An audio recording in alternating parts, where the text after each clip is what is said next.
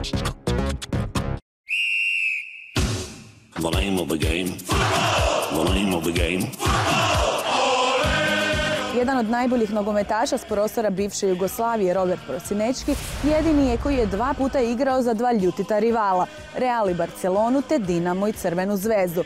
Posjetili smo Zvezdin prvi trening u 2012. godini s kojom će Robi konačno pokušati srušiti svog najvećeg suparnika, Partizan. Robi, dobio si 6. Zvezdinu zvezdu. Obožavaju te navijači, delije, ljudi ovdje. Koja je najljepša gesta koju su napravili Beograđani za tebe? Mogu ti reći da sam ovdje primljen ko da nikad nisam išao odavde. Stvarno su me prihvatili izvanredno. Samim time što ti moram reći da nemamo baš neke rezultate.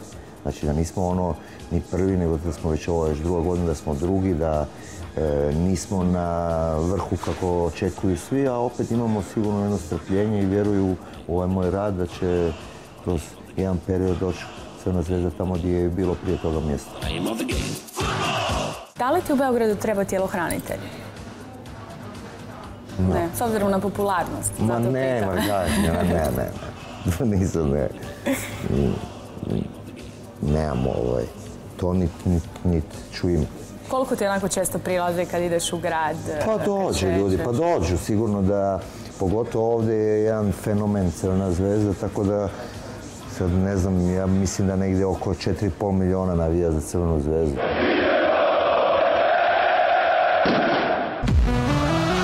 Prvi veliki uspjeh Prosinečki je zabilježio davne 87. kada je s juniorskom reprezentacijom Jugoslavije osvojio svjetsko prvenstvo u Čileu. Karijeru je potom nastavio u Dinamu, no zbog nesuglasica s Čirom Blaževićem prelazi u Crvenu zvezdu, s kojom osvaja kup evropskih prvaka, 3 naslova državnog prvaka, domaći kup te najveći uspjeh Ligu prvaka. Zbog tog trofeja Prosinečki u Srbiji uživa status boga. Je li istina da si jednom čak bio udario nekog autom i kad ti je čovjek izašao van, kad je vidio da si to ti, da se na kraju on tebi ispričavao i traži autograf? Pa nije baš tako, nego mi je bilo lakše.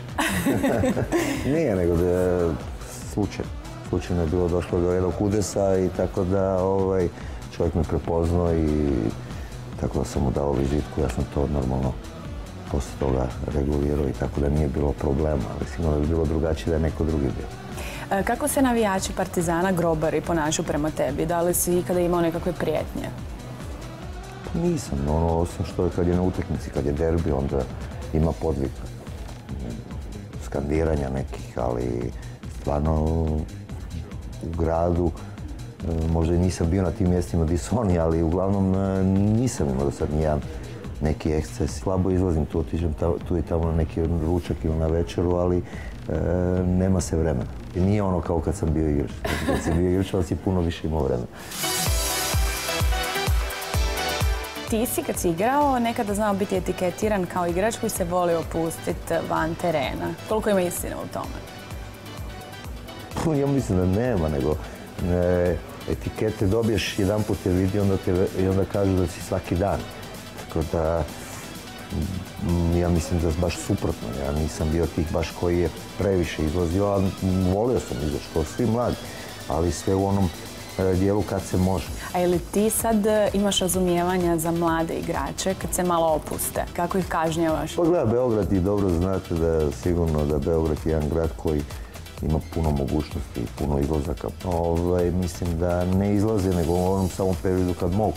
Znači sad su imali neki period slobodnih dana koji su sigurno iskoristili za to i sad počinje pripreme za novu polusezonu, tako da mislim da nemam ekipu koja je baš da sklona izlasima i tako. Real Madrid i Barcelona, klubovi čiju je povijest pisao žuti.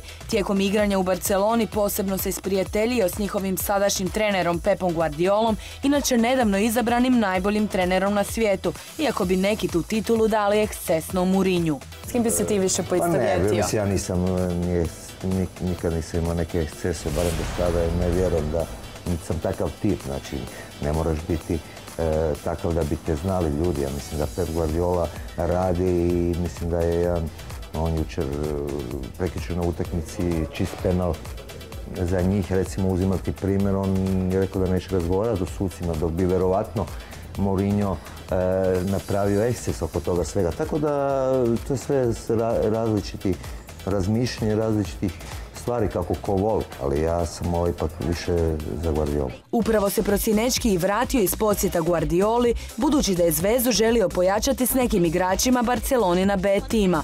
Iako dogovor nije postignut, žuti i dalje vjeruje u svoj trenerski uspjeh, zbog kojeg se odrekao funkciju u stručnom stožeru hrvatske nogometne reprezentacije. Da li bi ikad doveo nekog hrvatskog igrača u Zvezdu? Pa gledajte, u ovom trenutku je vrlo teško tako nešto i uopšte pričati, sigurno da će možda jednog dana doći to vrijeme da će se to doći do toga, ali u ovom trenutku mislim da mi razmišljamo samo o najboljim igračima odavde. Da li bi bio trener Dinama?